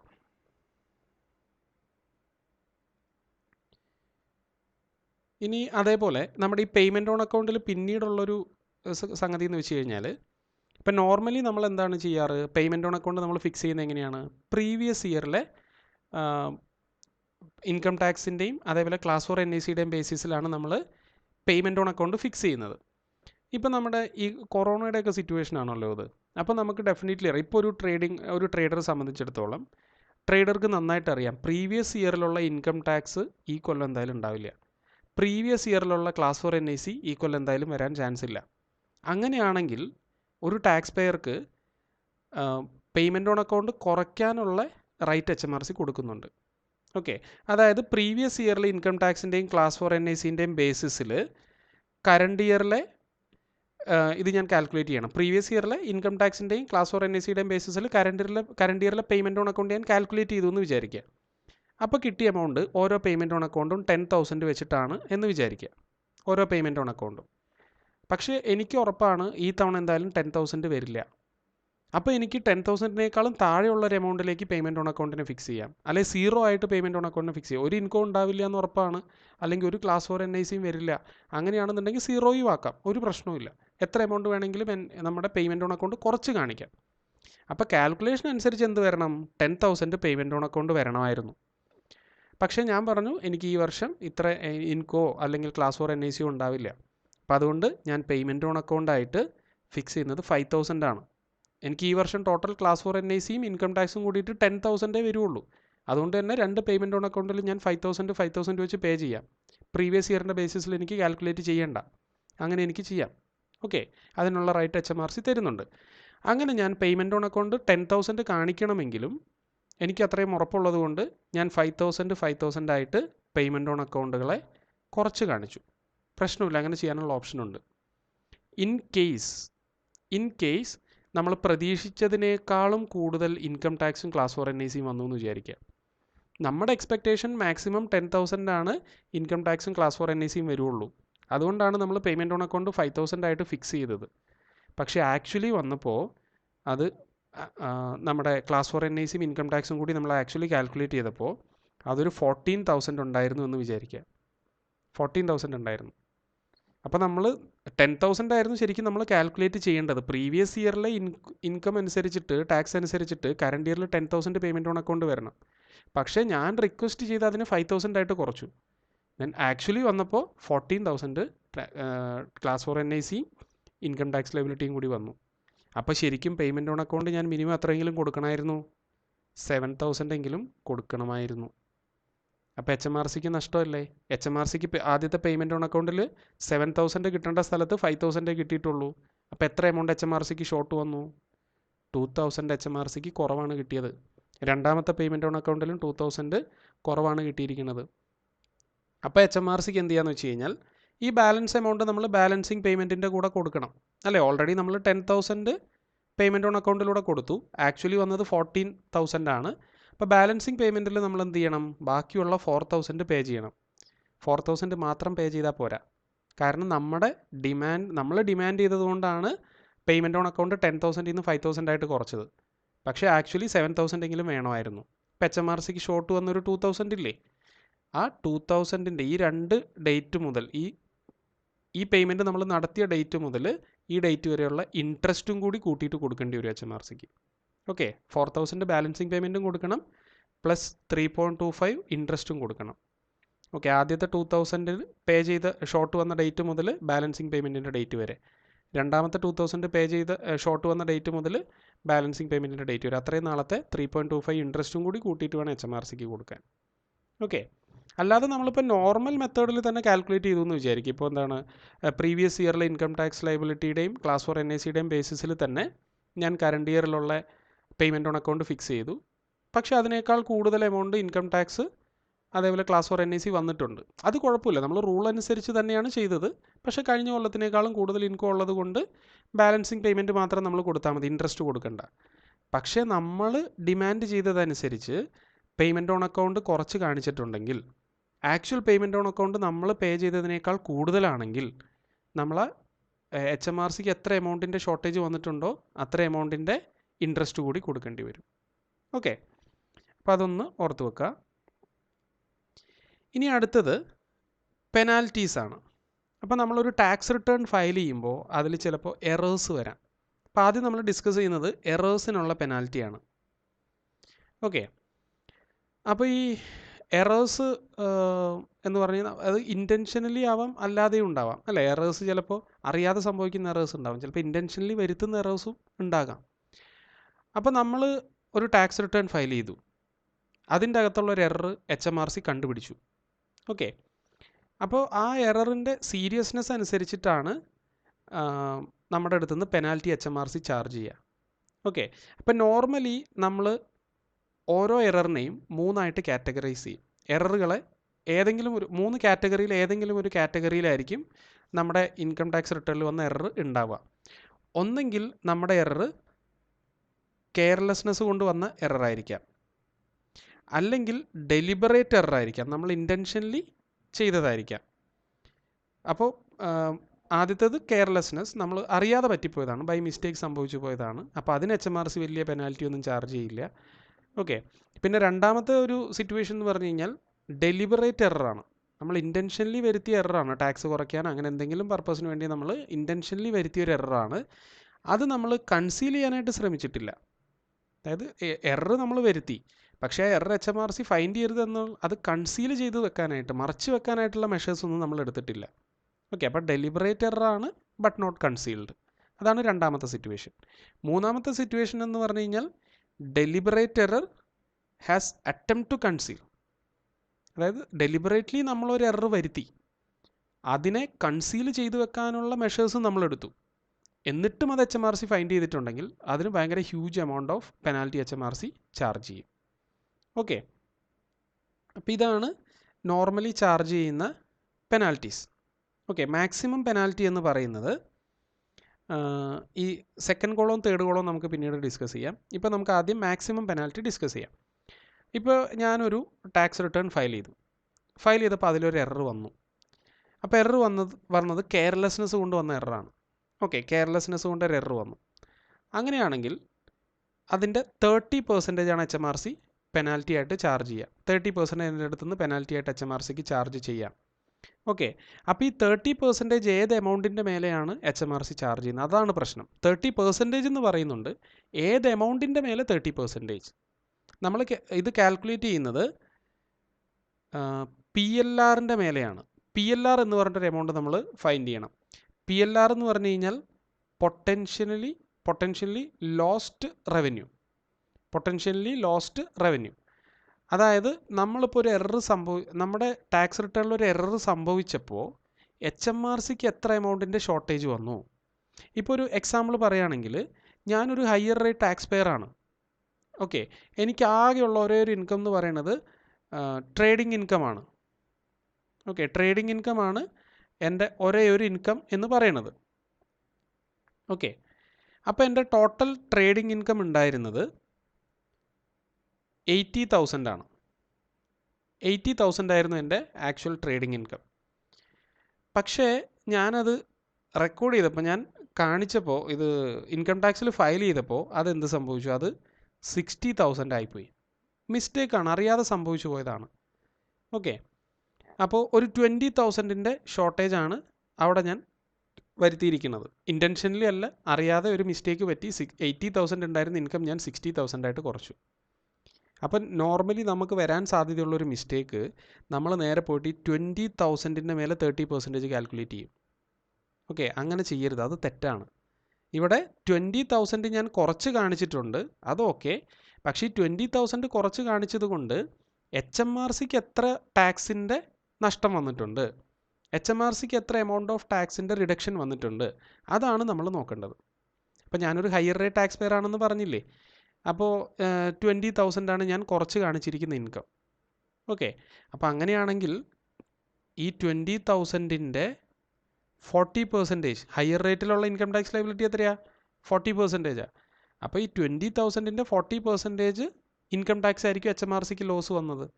അപ്പോൾ എത്രയായിരിക്കും 20,000-ൻ്റെ 40% എന്ന് പറയുമ്പോൾ 8,000. അപ്പോൾ HMRCക്ക് ലോസ്റ്റ് ആയ റവന്യൂ എത്രയാണ്? 8,000 ആണ്. ഇതിനെയാണ് നമ്മൾ PLR എന്ന് വിളിക്കുന്നത്, പൊട്ടൻഷ്യലി ലോസ്റ്റ് റവന്യൂ എന്ന് പറയുന്നത് ഇതാണ്. ഓക്കെ, നമ്മൾ ഡയറക്റ്റ്ലി ഡിഡക്റ്റ് ചെയ്ത് കാണിക്കുന്ന എമൗണ്ട് അല്ല. അതുകൊണ്ട് HMRCക്ക് എത്ര എമൗണ്ട് ഓഫ് ലോസ് വന്നിട്ടുണ്ട്, എത്ര ടാക്സ് HMRCക്ക് കിട്ടാതിരുന്നിട്ടുണ്ട്, അതാണ് PLR. ആ PLRൻ്റെ മേലെയാണ് പെർസെൻറ്റേജ് കാൽക്കുലേറ്റ് ചെയ്യേണ്ടത്. ഇപ്പോൾ ഇത് കെയർലെസ് കൊണ്ട് സംഭവിച്ചതാണ്. ഓക്കെ, ശ്രദ്ധയില്ലാതെ ചെയ്തുകൊണ്ട് സംഭവിച്ചു പോയ കാര്യമാണ്. അങ്ങനെയാണെങ്കിൽ ഈ 8,000-ൻ്റെ 30% HMRCക്ക് എൻ്റെ അടുത്ത് നിന്ന് പെനാൽറ്റി ആയിട്ട് മേടിക്കാം മാക്സിമം. ഓക്കെ, ഇനിയിപ്പോൾ ഇത് നേരെ മറിച്ച് ഞാൻ ഡെലിബറേറ്റ്ലി ചെയ്തതാണ്. 20,000 ഞാൻ ഡെലിബറേറ്റ്ലി ചെയ്തതാണ്, പക്ഷേ അത് കൺസീലൊന്നും ചെയ്തിട്ടില്ല. ഓക്കെ, അത് HMRC ഫൈൻഡ് ചെയ്യാതിരിക്കാനുള്ള വേറെ മെഷേഴ്സൊന്നും ഞാൻ ചെയ്തിട്ടില്ല. അങ്ങനെയാണെങ്കിൽ HMRCക്ക് എന്ത് ചെയ്യാം? ഈ PLRൻ്റെ മേലെ 70% വരെ ടാക്സ് പെനാൽറ്റി ചാർജ് ചെയ്യാം. ഇനി ഡെലിബറേറ്റ് ആൻഡ് കൺസീൽഡ് ആണെങ്കിൽ, ഡെലിബറേറ്റ്ലി ഞാൻ 20,000 കുറച്ച് കാണിച്ചതാണ്, അത് കൺസീൽ ചെയ്യാൻ കുറേ മെഷേഴ്സ് ഞാൻ എടുക്കുകയും ചെയ്തു, എന്നിട്ടും അത് HMRC ഫൈൻഡ് ചെയ്തു. അങ്ങനെയാണെങ്കിൽ ഈ 8,000 തന്നെ HMRCക്ക് പെനാൽറ്റി ആയിട്ട് ചാർജ് ചെയ്യാം. 8,000 ഞാൻ ടാക്സും പേ ചെയ്യണം, 8,000 തന്നെ പെനാൽറ്റി ആയിട്ടും പേ ചെയ്യേണ്ടി വരും. ഓക്കെ, ഡെലിബറേറ്റ് ആൻഡ് കൺസീൽഡ് ആണെങ്കിൽ. ഓക്കെ, അപ്പോൾ ഇങ്ങനെയാണ് മാക്സിമം പെനാൽറ്റി HMRCക്ക് എറേഴ്സിൻ്റെ മേലെ ചാർജ് ചെയ്യാൻ പറ്റുക. അപ്പോൾ ഇതേ കണ്ടീഷൻ തന്നെയാണ് നമ്മുടെ വാറ്റിനും കോർപ്പറേഷൻ ടാക്സിനും എറേഴ്സിലുള്ളത്. ഓക്കെ, അത് കോമൺ ആണ്. VAT, income tax, corporation tax, എറേഴ്സിനുള്ള പെനാൽറ്റി കോമൺ ആണ്. ഓക്കെ, അപ്പോൾ ഇനി നമ്മുടെ സെക്കൻഡ് കോളവും തേർഡ് കോളവും. അപ്പോൾ ഈ സെക്കൻഡ് കോളവും തേർഡ് കോളവും എന്ന് പറഞ്ഞു കഴിഞ്ഞാൽ, നമ്മളിപ്പോൾ ഒരു മിസ്റ്റേക്ക് സംഭവിച്ചു പോയി, അല്ലെ നമ്മളത് ചെയ്തു പോയി, ഒരു ടാക്സ് റിട്ടേൺ ഫയൽ ചെയ്തപ്പോൾ നമ്മൾ കെയർലെസ്നെസ് കൊണ്ടായിക്കോട്ടെ, അല്ലെ ഡെലിബറേറ്റ് ആയിട്ടോ എങ്ങനെയോ നമ്മൾ ഒരു എറർ നമ്മുടെ ടാക്സ് റിട്ടേണിൽ സംഭവിച്ചു കഴിഞ്ഞാൽ എന്തായാലും നമുക്ക് ഏകദേശം ഉറപ്പായി ഇത് HMRC എന്തായാലും പിടിക്കും, എന്തായാലും പെനാൽറ്റി പേ ചെയ്യേണ്ടി വരും. അപ്പോൾ നമുക്ക് വേണമെങ്കിൽ HMRCയുടെ അടുത്തൊരു ഡിസ്ക്ലോഷർ നടത്താം. ഓക്കെ, HMRC ഫൈൻഡ് ചെയ്യുന്നതിൻ്റെ മുമ്പ് തന്നെ നമുക്ക് ഒരു ഡിസ്ക്ലോഷർ നടത്താനുള്ള ഓപ്ഷനുണ്ട്. അപ്പോൾ ഈ ഡിസ്ക്ലോഷർ തന്നെ 2 ടൈപ്പ് ഡിസ്ക്ലോഷറാണ്. ഒന്ന് പ്രോംപ്റ്റഡ് ഡിസ്ക്ലോഷർ, രണ്ടാമത്തത് അൺപ്രോംപ്റ്റഡ് ഡിസ്ക്ലോഷർ. ഓക്കെ, അതിൽ അൺപ്രോംപ്റ്റഡ് ഡിസ്ക്ലോഷർ എന്ന് പറഞ്ഞു കഴിഞ്ഞാൽ, ഓക്കെ, ഇതിൽ അൺപ്രോംപ്റ്റഡ് ഡിസ്ക്ലോഷർ എന്ന് പറഞ്ഞു കഴിഞ്ഞാൽ, ഞാനിപ്പോൾ ഒരു ടാക്സ് റിട്ടേൺ ഫയൽ ചെയ്ത് കഴിഞ്ഞപ്പോൾ അതിലൊരു എറർ ഉണ്ട്, അതെനിക്ക് മനസ്സിലായി, എറർ സംഭവിച്ചു പോയി, എനിക്ക് മനസ്സിലായി. അപ്പോൾ ഞാൻ HMRCക്ക് ഒരു ഡിസ്ക്ലോഷർ നടത്തുകയാണ്. അപ്പോൾ ഡിസ്ക്ലോഷർ നടത്തി, അപ്പോൾ ഇത് HMRC ഫൈൻഡ് ചെയ്യും എന്നെനിക്ക് ഉറപ്പാണ്. ഓക്കെ, HMRC ഫൈൻഡ് ചെയ്യും എന്നുറപ്പാണ്, എന്നിട്ടും ഞാൻ ഡിസ്ക്ലോഷർ നടത്തി. ഓക്കെ, HMRC ഫൈൻഡ് ചെയ്യുന്ന ഉറപ്പാണ്, അത്രയും കോമൺ ആയിട്ടുള്ളൊരു എററാണ്, പെട്ടെന്ന് ഫൈൻഡ് ചെയ്യാൻ പറ്റുന്ന ഒരു എററാണ്, എന്നിട്ടും ഞാൻ ഡിസ്ക്ലോഷർ നടത്തിയിട്ടുണ്ടെങ്കിൽ അതിനെയാണ് നമ്മൾ പ്രോംപ്റ്റഡ് ഡിസ്ക്ലോഷർ എന്ന് വിളിക്കുക. ഓക്കെ, ഇനി അൺപ്രോംപ്റ്റഡ് ഡിസ്ക്ലോഷർ എന്ന് പറഞ്ഞു കഴിഞ്ഞാൽ, ഞാനൊരു ടാക്സ് റിട്ടേൺ ഫയൽ ചെയ്ത് കഴിഞ്ഞു, പിന്നീട് എറർ ഇൻറ്റൻഷനലി ആവാം, അല്ലെങ്കിൽ കെയർലെസ്നെസ് കൊണ്ടാവാം എറർ സംഭവിച്ചിട്ടുണ്ട്. അത് HMRC ഫൈൻഡ് ചെയ്യാനുള്ള ചാൻസ് വളരെ കുറവാണ്. ഓക്കെ, തീരെ ശ്രദ്ധിക്കപ്പെടാത്തൊരു എററാണ്. അപ്പോൾ HMRC അത് ഫൈൻഡ് ചെയ്യാനുള്ള ചാൻസ് വളരെ കുറവാണ്, വളരെ റെയർ ചാൻസേ ഉള്ളൂ, ഒരു 10% ചാൻസേ ഉള്ളൂ HMRC ഫൈൻഡ് ചെയ്യാൻ. അപ്പോൾ മോസ്റ്റ് പ്രോബബ്ലി HMRCക്ക് ആ എറർ കണ്ടുപിടിക്കാൻ പറ്റില്ല. എന്നിട്ടും ഞാൻ ഡിസ്ക്ലോഷർ നടത്തി, ഇങ്ങനൊരു എറർ അതിലുണ്ട് എന്നുള്ള രീതിയിൽ. HMRC ഫൈൻഡ് ചെയ്യാൻ ചാൻസ് ഇല്ലാത്ത ഒരു എറർ ഉണ്ടായിരുന്നു റിട്ടേൺസിൽ, ഞാനത് ഡിസ്ക്ലോസ് ചെയ്തു. അതിനെയാണ് നമ്മൾ അൺപ്രോംപ്റ്റഡ് ഡിസ്ക്ലോഷർ എന്ന് വിളിക്കുക. ഓക്കെ, സത്യസന്ധമായിട്ടുള്ള ഡിസ്ക്ലോഷർ എന്ന് വേണമെങ്കിൽ പറയാം. കണ്ടുപിടിക്കാൻ സാധ്യതയില്ലാന്നിട്ടും നമ്മൾ ഡിസ്ക്ലോഷർ നടത്തി. ഓക്കെ, അപ്പോൾ HMRC ഫൈൻഡ് ചെയ്യാൻ ചാൻസ് ഇല്ലാഞ്ഞിട്ട് ഞാൻ ഡിസ്ക്ലോഷർ നടത്തിയിരിക്കുകയാണ്. അപ്പോൾ അതുകൊണ്ട് എനിക്ക് HMRC എന്ത് ചെയ്യും, കൂടുതൽ എമൗണ്ട് പെനാൽറ്റിയിൽ ഡിസ്കൗണ്ട് തരും, പെനാൽറ്റിയിൽ ഒരു എമൗണ്ടിൻ്റെ റിഡക്ഷൻ തരും. ഓക്കെ, അപ്പോൾ ഇപ്പോൾ ഒരു എറർ സംഭവിക്കുകയാണ്. എറർ സംഭവിച്ചു കഴിഞ്ഞപ്പോൾ മാക്സിമം പെനാൽറ്റി HMRCക്ക് ചാർജ് ചെയ്യാൻ പറ്റുന്നത് നമ്മൾ പറഞ്ഞു. എല്ലാ പെനാൽറ്റിയും നമ്മൾ ചാർജ് ചെയ്യുന്നത് PLRൻ്റെ മേലെ ആയിരിക്കും കേട്ടോ, പൊട്ടൻഷ്യലി ലോസ് റവന്യൂൻ്റെ മേലെ ആയിരിക്കും എല്ലാ പെനാൽറ്റിയും നമ്മൾ ചാർജ് ചെയ്യുക. അപ്പോൾ ഇവിടെ ഞാൻ ഒരു ടാക്സ് റിട്ടേൺ ഫയൽ ചെയ്തു, എറർ സംഭവിച്ചു പോയിട്ടുണ്ട്. ദെൻ ഞാൻ അതിൻ്റെ മേലെ ഒരു ഡിസ്ക്ലോഷർ നടത്തി. കെയർലെസ്നെസ് കൊണ്ട് സംഭവിച്ചൊരു എററാണെന്ന് വിചാരിക്കുക. കെയർലെസ് ആണ് എററിൻ്റെ റീസൺ. ഞാൻ ഡിസ്ക്ലോഷർ നടത്തിയിട്ടുണ്ട്. അതൊരു പ്രോംപ്റ്റഡ് ഡിസ്ക്ലോഷർ ആണെങ്കിൽ HMRC 15% വരെ മാക്സിമം പെനാൽറ്റി ചാർജ് ചെയ്യുള്ളൂ. ഇപ്പോൾ പ്രോംപ്റ്റഡ് ഡിസ്ക്ലോഷർ എന്ന് പറഞ്ഞാൽ എന്താണ്, HMRC ഫൈൻഡ് ചെയ്യും, എന്തായാലും ഫൈൻഡ് ചെയ്യും, എങ്കിലും ഞാൻ ഡിസ്ക്ലോഷർ നടത്തി, അതാണ് പ്രോംപ്റ്റഡ്. അതുകൊണ്ട് HMRC 15% പെനാൽറ്റി ചാർജ് ചെയ്യും. 15% വരെ ചാർജ് ചെയ്യണമെന്ന് നിർബന്ധമില്ല, അതുവരെ ചാർജ് ചെയ്യാം. ദെൻ ഞാൻ ഡിസ്ക്ലോഷർ നടത്തി, കെയർലെസ്നെസ് കൊണ്ട് വന്നൊരു എററാണ്, ഞാൻ ഡിസ്ക്ലോഷർ നടത്തി. അതൊരു അൺപ്രോംപ്റ്റഡ് ഡിസ്ക്ലോഷർ ആണെങ്കിൽ പെനാൽറ്റി ഒന്നും HMRC ചാർജ് ചെയ്യില്ല. ഓക്കെ, അതേപോലെ തന്നെ ഡെലിബറേറ്റ് നോട്ട് കൺസീൽഡ് ആണ് സിറ്റുവേഷൻ എങ്കിൽ ഞാൻ ഡിസ്ക്ലോഷർ നടത്തിയിട്ടുണ്ട്. പ്രോംപ്റ്റഡ് ഡിസ്ക്ലോഷർ ആണെങ്കിൽ 35%, അൺപ്രോംപ്റ്റഡ് ആണെങ്കിൽ 20%. ഇനി അതേപോലെ ഡെലിബറേറ്റ് ആൻഡ് കൺസീൽഡ് ആയിട്ടുള്ളൊരു എറർ ഞാൻ വരുത്തിയിട്ടുണ്ട്, അതിന് ഞാൻ ഡിസ്ക്ലോഷർ നടത്തിയിട്ടുണ്ട്. അപ്പോൾ അത് പ്രോംപ്റ്റഡ് ഡിസ്ക്ലോഷർ ആണെങ്കിൽ 50% പെനാൽറ്റി വരെ, PLRൻ്റെ എമൗണ്ടിൻ്റെ 50% വരെ പെനാൽറ്റി HMRCക്ക് ചാർജ് ചെയ്യാം. ഇനി അൺപ്രോംപ്റ്റഡ് ഡിസ്ക്ലോഷർ ആണെങ്കിൽ 30% വരെ. ഓക്കെ, ഇതാണ് എറേഴ്സിൻ്റെ കേസ് എന്ന് പറയുന്നത്. ഓക്കെ, ഇനി നമുക്ക് പഠിക്കാനുള്ളത്, അപ്പോൾ എറർ വന്നാലുള്ള പെനാൽറ്റി നമ്മൾ പറഞ്ഞു. ഇനി നമ്മൾ തുടക്കത്തിൽ പഠിച്ച ഓരോ കാര്യങ്ങൾക്കും പെനാൽറ്റി വരും. നമ്മളിപ്പോൾ ഏറ്റവും ആദ്യം പറഞ്ഞു നോട്ടീസ് ഓഫ് ചാർജബിലിറ്റി HMRCക്ക് നമ്മൾ സെൻഡ് ചെയ്യണം. അപ്പോൾ ഈ നോട്ടീസ് ഓഫ് ചാർജബിലിറ്റി എന്താണ് സംഭവം, നമ്മൾ കഴിഞ്ഞ വീഡിയോയിൽ തുടക്കത്തിൽ ഡിസ്കസ് ചെയ്ത സംഗതിയാണ്. എന്താണ് നോട്ടീസ് ഓഫ് ചാർജബിലിറ്റി? നമുക്ക് ടാക്സ് ഇയർ കഴിഞ്ഞ് 6 months ആയിട്ടും HMRCയുടെ നോട്ടീസ് ഓഫ് റിട്ടേൺ കിട്ടിയിട്ടില്ലെങ്കിൽ HMRCനെ അത് ഇൻഫോം ചെയ്യാന്നുള്ളത് നമ്മുടെ ലയബിലിറ്റിയാണ്. നമ്മൾ ഈ നോട്ടിഫിക്കേഷൻ ഓഫ് ചാർജബിലിറ്റി ലേറ്റ് ആയിട്ടാണ് ചെയ്യണതെങ്കിൽ, ഓക്കെ, നമുക്ക് ഈ 5th October ടാക്സ് ഇയർ കഴിഞ്ഞ് 6 months നോട്ടിഫിക്കേഷൻ ഓഫ് ചാർജബിലിറ്റി HMRCക്ക് അയക്കണം. ഇൻ കേസ് നമ്മളതിന് ലേറ്റ് ആയിട്ടുണ്ടെങ്കിൽ നമ്മുടെ അടുത്ത് നിന്ന് HMRC പെനാൽറ്റി ചാർജ് ചെയ്യും. ഓക്കെ, അത് പ്രോപ്പർ ടൈമിൽ ചെയ്തിട്ടുണ്ടാവണം. അപ്പോൾ അത് ടൈം പീരീഡിനനുസരിച്ചിട്ടാണ്. ഇപ്പോൾ നമ്മൾ കെയർലെസ്നെസ് കൊണ്ടാണ് നമുക്കിങ്ങനെ ഒരു എറർ വരണതെങ്കിൽ, കെയർലെസ്നെസ് കൊണ്ടാണ് നോട്ടിഫിക്കേഷൻ ഓഫ് ചാർജബിലിറ്റി ലേറ്റ് ആയതെങ്കിൽ 30% വരെ, അത് നമ്മുടെ ടാക്സ് റിട്ടേണിൻ്റെ വാല്യൂവിൻ്റെ മേലെയാട്ടോ. ഇത് നമ്മൾ ടാക്സ് റിട്ടേണിൽ എത്രയാണോ ടാക്സ് റിട്ടേണിലുള്ള വാല്യൂ, ടാക്സ് റിട്ടേണിൽ എത്ര എമൗണ്ട് നമ്മൾ ടാക്സ് ആയിട്ട് കൊടുക്കാനുണ്ടെന്ന് കാണിക്കുന്നുണ്ടോ ആ എമൗണ്ടിൻ്റെ മേലെയാണ് ഈ പെർസെൻറ്റേജ് കാൽക്കുലേറ്റ് ചെയ്യുക. ഓക്കെ, അപ്പോൾ തൊട്ട് മുമ്പത്തെ സിറ്റുവേഷനിൽ എന്തായിരുന്നു, എററിന് നമ്മൾ PLRൻ്റെ മേലെയാണ്. ഈ നോട്ടിഫിക്കേഷൻ ഓഫ് ചാർജബിലിറ്റി ലേറ്റ് ആയാൽ ടാക്സ് റിട്ടേണിൽ എത്ര എമൗണ്ട് ടാക്സ് ആയിട്ട് കാണിക്കുന്നുണ്ടോ ആ എമൗണ്ടിൻ്റെ മേലെയാണ് പെർസെൻറ്റേജ് കാൽക്കുലേറ്റ് ചെയ്യുക. ഓക്കെ, അപ്പോൾ മാക്സിമം പെനാൽറ്റി കെയർലെസ്നെസ് കൊണ്ടാണ് സംഭവിക്കണമെങ്കിൽ മാക്സിമം പെനാൽറ്റി 30%. പിന്നെ അതേപോലെ ഡെലിബറേറ്റ് നോട്ട് കൺസീൽഡ് ആണെങ്കിൽ 70%, ഡെലിബറേറ്റ് ആൻഡ് കൺസീൽഡ് ആണെങ്കിൽ 100%. ഓക്കെ, അപ്പോൾ ഇതിലും നമുക്ക് എന്ത് നടത്താം, ഡിസ്ക്ലോഷേഴ്സ് നടത്താം. ഇതിൽ ഡിസ്ക്ലോഷർ നടത്തുകയാണെങ്കിൽ പ്രോംപ്റ്റഡ് ഡിസ്ക്ലോഷർ ആണെങ്കിൽ മാക്സിമം പെനാൽറ്റിനേക്കാളും കുറവ് പെർസെൻറ്റേജ് ആയിരിക്കും. അൺപ്രോംപ്റ്റഡ് ഡിസ്ക്ലോഷർ ആണെന്നുണ്ടെങ്കിൽ അതായിരിക്കും ഏറ്റവും മിനിമം പെനാൽറ്റി. ഓക്കെ, അപ്പോൾ ഇതിൻ്റെ ഈ പെർസെൻറ്റേജസ്, ഈ ടേബിൾ ഒന്ന് നിങ്ങൾ കൃത്യമായിട്ട് നോക്കി വെക്കണം. ഓക്കെ, എക്സാമിന് ചിലപ്പോൾ ഈ പെർസെൻറ്റേജസ് ഒക്കെ മേ ബി ടെസ്റ്റ് ചെയ്യാം, 2 mark ക്വസ്റ്റ്യൻസിലൊക്കെ ടെസ്റ്റ് ചെയ്യാറുണ്ട്. ഓക്കെ, അപ്പോൾ നമ്മൾ കഴിഞ്ഞ വീഡിയോയിൽ പറഞ്ഞ ഓരോ കാര്യങ്ങളായിട്ട് നമുക്ക് ഓർത്തെടുക്കാം. ആദ്യം നമ്മൾ പറഞ്ഞു നോട്ടിഫിക്കേഷൻ ഓഫ് ചാർജബിലിറ്റി അയക്കണം. അത് ലേറ്റ് ആയി കഴിഞ്ഞാൽ ഈ പറയുന്ന ഈ ടേബിൾ പ്രകാരം HMRCക്ക് നമ്മുടെ മേലെ പെനാൽറ്റി ചാർജ് ചെയ്യാം. അതിനുശേഷം നമ്മൾ പറഞ്ഞത് എന്താണ്, ടാക്സ് റിട്ടേൺ ഫയൽ ചെയ്യേണ്ട date. Okay, tax return file ചെയ്യേണ്ട എങ്ങനെയാണ്, പേപ്പർ റിട്ടേൺ ആണെങ്കിൽ 31st October, ഈ റിട്ടേൺ ആണെങ്കിൽ 31st January. അതിലൊരു എക്സംഷൻ ഉണ്ട്, നോട്ടീസ് കിട്ടി 3 months നമ്മൾ ഫയൽ ചെയ്താൽ മതി. അപ്പോൾ ഇൻ കേസ് നമ്മൾ ഈ റിട്ടേൺസ് ഫയൽ ചെയ്യാൻ ലേറ്റ് ആയി കഴിഞ്ഞാൽ അതിനും പെനാൽറ്റി ഉണ്ട്. ഓക്കെ, റിട്ടേൺസ് ഫയൽ ചെയ്യാൻ ലേറ്റ് ആയി കഴിഞ്ഞാൽ ഈ ടേബിളിലുള്ള പോലെയാണ് പെനാൽറ്റി. നമ്മൾ കെയർലെസ്നെസ് കൊണ്ടാണ് റിട്ടേൺസ് ഫയൽ ചെയ്യാൻ ലേറ്റ് ആവുന്നത്, അങ്ങനെയാണെങ്കിൽ ഈ 2 ഫിഗേഴ്സിൽ ഹയർ എമൗണ്ട്, ഒന്നെങ്കിൽ 300 pounds, അല്ലെങ്കിൽ 5% ഓഫ് ടാക്സ് ലയബിലിറ്റി. ടാക്സ് റിട്ടേണിൽ എത്ര എമൗണ്ട് ആണോ ടാക്സ് ലയബിലിറ്റി നമ്മൾ കാണിച്ചിരിക്കുന്നത് അതിൻ്റെ 5%. ഈ 2 ഫിഗറിൽ ഏതാണോ ഹയസ്റ്റ് എമൗണ്ട് അത്ര എമൗണ്ട് പെനാൽറ്റി ആയിട്ട് നമ്മൾ പേ ചെയ്യേണ്ടി വരും. എന്തിനാണ് ഈ പെനാൽറ്റി, നമ്മൾ ഇൻകം ടാക്സ് റിട്ടേൺ ഫയൽ ചെയ്യാൻ ലേറ്റ് ആയിട്ടുണ്ടെങ്കിൽ, അതായത് പേപ്പർ റിട്ടേൺ, ഇ റിട്ടേൺ എന്ന് പറഞ്ഞ് രണ്ട് രീതിയിൽ നമുക്ക് ഇൻകം ടാക്സ് റിട്ടേൺ ഫയൽ ചെയ്യാം. അതിൻ്റെ ഡെഡ് ലൈനൊക്കെ നമുക്ക് തന്നിട്ടുണ്ട്, നമ്മൾ കഴിഞ്ഞ വീഡിയോയിൽ പഠിച്ചിട്ടുണ്ട്. ആ ഡേറ്റിനുള്ളിൽ നമ്മൾ ടാക്സ് റിട്ടേൺ ഫയൽ ചെയ്തിട്ടില്ലെങ്കിൽ നമുക്ക് പെനാൽറ്റി വരും. ഓക്കെ, അപ്പോൾ കെയർലെസ്നെസ് കൊണ്ട് വരുന്ന പെനാൽറ്റി എററാണ്, അല്ലെ ലേറ്റായി പോയതാണ്, അറിയാണ്ട് ലേറ്റായി പോയതാണെന്നുണ്ടെങ്കിൽ നമുക്ക് ഹയർ ഓഫ് 300 അല്ലെങ്കിൽ 5% of income tax liability. Okay, ഇനി ഡെലിബറേറ്റ് നോട്ട് കൺസീൽഡ് ആണെങ്കിൽ, ഡെലിബറേറ്റ്ലി നമ്മൾ ലേറ്റ് ആക്കി, പക്ഷേ അതിൻ്റെ വേറെ എക്സ്ക്യൂസ് എടുത്ത് വേറെ എന്താണ് അത് കൺസീൽ ചെയ്ത് വെക്കാനുള്ള പരിപാടികളൊന്നും നമ്മൾ ചെയ്തിട്ടില്ല. അങ്ങനെയാണെങ്കിൽ ഒന്നെങ്കിൽ 300 അല്ലെങ്കിൽ 70% ഓഫ് ടാക്സ് ലയബിലിറ്റി, നമ്മുടെ റിട്ടേണിലുള്ള ലയബിലിറ്റി എത്രയാണോ അതിൻ്റെ 70% അതായിരിക്കും നമ്മൾ പെനാൽറ്റി ആയിട്ട് പേ ചെയ്യേണ്ടി വരിക.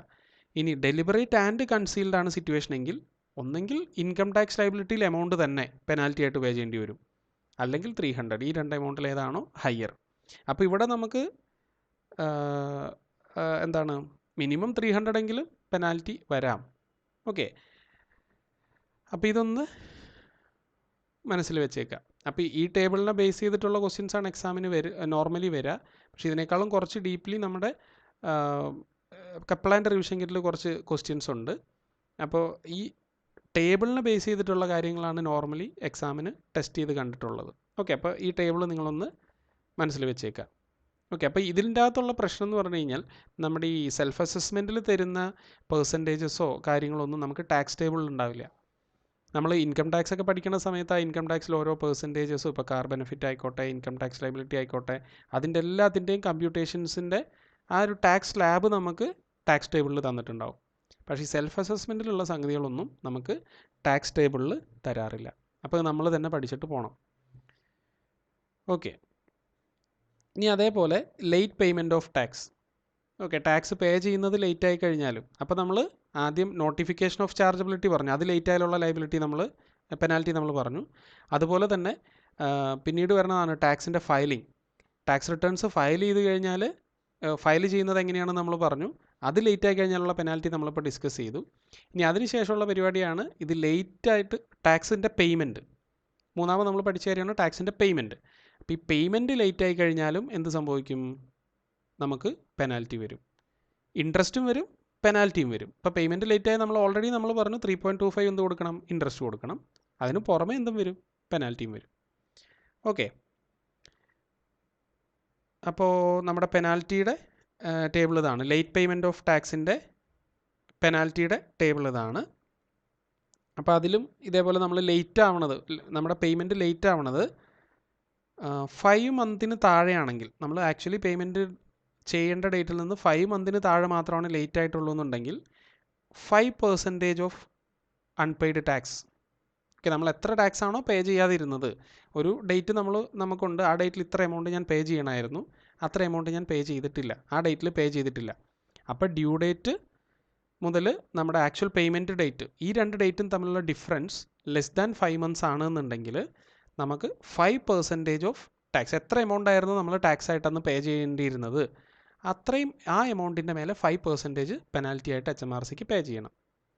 ഇനി നമ്മൾ ലേറ്റ് ആവുന്നത് ബിറ്റ്വീൻ 5 മന്ത്സ് ടു 11 മന്ത്സ് ആണെങ്കിൽ, ഓക്കെ, പേയ്മെൻറ്റ് നടത്തേണ്ട ഡേറ്റിൽ നിന്ന് മോർ ദാൻ 5 മന്ത് നമ്മൾ ലേറ്റ് ആയി, പക്ഷേ 11 മന്തിനേക്കാൾ കുറവാണ്. ഫോർ എക്സാമ്പിൾ ഒരു 8 മന്താണ് നമ്മൾ ലേറ്റ് ആയതെങ്കിൽ നമ്മൾ എന്ത് ചെയ്യണം, ഓൾറെഡി ആദ്യത്തെ 5 മന്തിൻ്റെ 5% നമ്മൾ അടയ്ക്കണം. അതിന് പുറമെ അഡീഷണലി ഒരു 5% കൂടി നമ്മൾ പെനാൽറ്റി ആയിട്ട് പേ ചെയ്യേണ്ടി വരും. ഓക്കെ, 5% ആൻഡ് അഗെയിൻ ഒരു 5% കൂടി. ഇനി അതേപോലെ നമ്മൾ ലേറ്റ് ആവുന്നത് മോർ ദാൻ 11 മന്ത് ആണെങ്കിൽ നമ്മൾ ഈ മേലത്തെ രണ്ട് 5%-ന് പുറമെ ഒരു 5% കൂടി നമ്മൾ പേ ചെയ്യേണ്ടി വരും.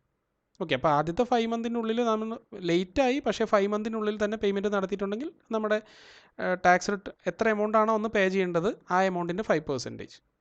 ബിറ്റ്വീൻ 5 to 11 മന്താണ് ലേറ്റ് ആവണതെങ്കിൽ എന്ത് ചെയ്യണം, അഡീഷണൽ ഒരു 5% കൂടി നമുക്ക് പെനാൽറ്റി വരും. ആദ്യത്തെ 5 മന്തിലെ 5%, പിന്നീടുള്ള ഒരു 5% കൂടി വരും.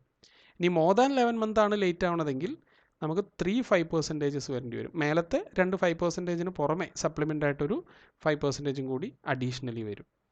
ഓക്കെ, അപ്പോൾ ഈ ഒരു ടേബിളുകൾ നിങ്ങൾ ഓർത്തിരുന്നാൽ മതി. സെൽഫ് അസസ്മെൻറ്റിൽ നോർമലി ഈ ടേബിളുകൾ കൃത്യമായിട്ട് അറിയാം, ഇത് എന്തിനുള്ള സംഗതിയാണ്, എന്തിനാണ് ഏത് കാര്യത്തിനാണ് ഈ പെനാൽറ്റി എന്നുള്ളത് മെമ്മറൈസ് ചെയ്ത് വെക്കൽ കുറച്ച് ബുദ്ധിമുട്ടാണ്, അറിയാം. എങ്കിൽ പോലും ഈ ടേബിൾസ് എങ്കിൽ നിങ്ങൾ എന്ത് ചെയ്യുക, മനസ്സിൽ ഓർത്ത് വെക്കുക. അതിൻ്റെ ഒരു ബേസിസിലായിരിക്കും നോർമലി എക്സാമിന് ക്വസ്റ്റ്യൻസ് ടെസ്റ്റ് ചെയ്യുന്നുണ്ടാവുക. ഓക്കെ. ഇനി അതേപോലെ നമുക്കൊരു റെക്കോർഡ്സ് നമ്മൾ മെയിൻറ്റെയിൻ ചെയ്തിട്ടില്ലെങ്കിൽ, നമ്മളിപ്പോൾ കഴിഞ്ഞ വീഡിയോയിൽ നമ്മൾ ഡിസ്കസ് ചെയ്തിട്ടുണ്ടായി, നമ്മൾ ടാക്സ് റിട്ടേൺസിൻ്റെ ഡോക്യുമെൻറ്റ്സ് എല്ലാം റെക്കോർഡ്സ് എല്ലാം പ്രോപ്പറായിട്ട് മെയിൻറ്റെയിൻ ചെയ്തില്ലെങ്കിൽ അതിനൊക്കെ പ്രോപ്പറായിട്ട് റിട്ടേൺസ് റെക്കോർഡ്സ് മെയിൻറ്റെയിൻ ചെയ്യണമെന്ന് നമ്മൾ പറഞ്ഞു. ഇനിയിപ്പോൾ ഈ പറയുന്ന പോലെ നമ്മൾ മെയിൻറ്റെയിൻ ചെയ്യണില്ല, നമ്മുടെ കയ്യിലുള്ള റെക്കോർഡ്സ് നമ്മൾ മെയിൻറ്റെയിൻ ചെയ്തിട്ടില്ല, അങ്ങനെയാണെങ്കിൽ അതിനും HMRC എന്ത് ചെയ്യും, നമ്മുടെ അടുത്തുനിന്ന് പെനാൽറ്റി ചാർജ് ചെയ്യും. അതിന് മാക്സിമം എന്ന് പറയുന്നത് 3000 വരെ HMRCക്ക് പെനാൽറ്റി ചാർജ് ചെയ്യാം. ഓക്കെ. ഇപ്പോൾ ഒരു കംപ്ലയിൻറ്റ് ചെക്ക് നടക്കുകയാണ്, പെട്ടെന്ന് HMRCക്ക് ഒരു ഡോക്യുമെൻ്റ്, ഒരു റെക്കോർഡ് വേണം, നമ്മുടെ അടുത്ത് ചോദിച്ചു, ഓക്കെ ഇന്ന റെക്കോർഡ് വേണം എന്ന് പറയുകയാണ്. അപ്പോൾ നമ്മുടെ കയ്യിലില്ല, നമ്മളത് മെയിൻറ്റെയിൻ ചെയ്തിട്ടില്ല. അപ്പോൾ HMRCക്ക് അതിന് വേണമെങ്കിൽ എന്ത് ചെയ്യാം, 3000 pounds വരെ, മാക്സിമം 3000 pounds വരെ HMRCക്ക് പെനാൽറ്റി ചാർജ് ചെയ്യാനുള്ള റൈറ്റ് ഉണ്ട്. ഓക്കെ. ഇനി നമ്മുടെ ഈ ചാപ്റ്ററിൽ പറയുന്നത് ഡിസ്പ്യൂട്ട്സ് ആൻഡ് അപ്പീൽസ് എന്ന് പറഞ്ഞിട്ടുള്ളൊരു സംഗതിയാണ്. ഇപ്പോൾ നമുക്കിങ്ങനെ പെനാൽറ്റീസും കാര്യങ്ങളൊക്കെ നമ്മൾ പേ ചെയ്യുമ്പോൾ, ഇപ്പോൾ അൺഫെയർ ആയിട്ട് നമ്മുടെ അടുത്ത് നിന്ന് എന്തെങ്കിലും രീതിയിൽ HMRC പെനാൽറ്റി ചാർജ് ചെയ്തു, അല്ലെങ്കിൽ ഇൻട്രസ്റ്റ് ചാർജ് ചെയ്തു എന്ന് നമുക്ക് തോന്നുകയാണ്. ഓക്കെ. അല്ലെങ്കിൽ അൺഫെയർ ആയിട്ട് ചാർജ് ചെയ്തു എന്ന് വിചാരിക്കുക, നമുക്ക് വേണമെങ്കിൽ ലീഗലി HMRCക്ക് അഗെയിൻസ്റ്റ് മൂവ് ചെയ്യാനായിട്ട് പറ്റും. ഓക്കെ. അപ്പോൾ അത് നമ്മൾ മൂവ് ചെയ്യുക. ഇപ്പോൾ നമുക്ക് എന്താണ്, ചെറിയ രീതിയിലുള്ള കേസുകളൊക്കെ ആണെങ്കിൽ, നമ്മൾ ഇൻകം ടാക്സിൻ്റെ തുടക്കത്തിൽ തന്നെ നമ്മുടെ ഫസ്റ്റ് ചാപ്റ്ററിൽ ഡിസ്കസ് ചെയ്യുന്നുണ്ട്. ഇപ്പോൾ ചെറിയ രീതിയിലുള്ള കേസുകളാണ്, ചെറിയ പ്രശ്നങ്ങളാണ്, ചെറിയ എമൗണ്ടിലാണ് നമുക്ക് പ്രശ്നമുള്ളത് എന്നുണ്ടെങ്കിൽ നമുക്ക് എന്ത് ചെയ്യാം, ഫസ്റ്റ് ടയർ ട്രൈബ്യൂണൽ എന്ന് പറഞ്ഞിട്ടുള്ള ട്രൈബ്യൂണലിൽ നമുക്ക് പോയിട്ട് എന്താണ് HMRCക്ക് അഗെയിൻസ്റ്റുള്ള കംപ്ലയിൻറ്റ് പറയാം. ഇനി കുറച്ച് കോംപ്ലിക്കേറ്റഡ് കേസാണ്, കുറച്ച് ഹ്യൂജ് എമൗണ്ട് ആണ്, ഓക്കെ അങ്ങനെയുള്ള ഇഷ്യൂസൊക്കെ ആണെന്നുണ്ടെങ്കിൽ, കുറച്ച് കോംപ്ലിക്കേറ്റഡ് ആയിട്ടുള്ള പ്രശ്നമാണെന്നുണ്ടെങ്കിൽ അത് എവിടേക്ക് പോകും, അത് അപ്പർ ടയർ ട്രൈബ്യൂണലിലേക്ക് പോകും. അതെല്ലാ കേസിലും അങ്ങനെയാണ്. നമ്മുടെ ഏത് ടാക്സ് ആണെങ്കിലും, corporation tax, income tax, VAT, IST, CGT, NIC, എല്ലാ കാര്യങ്ങളും ചെറിയ ചെറിയ കാര്യങ്ങളാണ്, ചെറിയ ചെറിയ കംപ്ലയിൻറ്റ്സ് ആണ് നമുക്കുള്ളതെങ്കിൽ നമുക്ക് നേരെ ഫസ്റ്റ് ടയർ ട്രൈബ്യൂണലിലാണ് നമ്മുടെ കേസും കാര്യങ്ങളെല്ലാം ഹിയർ ചെയ്യുക. ഇനി കുറച്ചും കൂടി കോംപ്ലിക്കേറ്റഡ് ആയിട്ടുള്ള സിറ്റുവേഷൻ ആണെന്നുണ്ടെങ്കിൽ അത് അപ്പർ ടയർ ട്രൈബ്യൂണലിലേക്ക് ട്രാൻസ്ഫർ ആവും. ഓക്കെ. അപ്പോൾ ഇത്രയും കാര്യങ്ങളാണ് നമുക്ക് ഈ സെൽഫ് അസസ്മെൻറ്റിൻ്റെ അകത്ത് പഠിക്കാനുള്ളത്. അപ്പോൾ ഇതൊരു ഡിഫിക്കൽട്ടായിട്ട് ഫീൽ ചെയ്യണത് എന്താണെന്ന് വെച്ച് കഴിഞ്ഞാൽ, ഇത്രയും പല പല പെർസെൻറ്റേജസ് നമ്മൾ കണ്ടു, കുറേ സ്ഥലത്ത് കുറേ പെർസെൻറ്റേജസ് കണ്ടു. അപ്പോൾ ഇത് ഓരോന്നും ഏതൊക്കെ കാര്യത്തിനാണ് ചാർജ് ചെയ്യണത്, ഏത് എമൗണ്ടിൻ്റെ മേലെയാണ് കാൽക്കുലേറ്റ് ചെയ്യേണ്ടതെന്നുള്ള ഒരു ഡിഫിക്കൽട്ടി ഇതിൻ്റെ അകത്തുണ്ട്. അപ്പോൾ ഇത് മാക്സിമം ആ ടേബിൾസും കാര്യങ്ങളെല്ലാം നിങ്ങൾ പഠിക്കാൻ നോക്കുക, ഇതിൻ്റെ മാക്സിമം ക്വസ്റ്റ്യൻസ് പ്രാക്ടീസ് ചെയ്യുക. ഓക്കെ.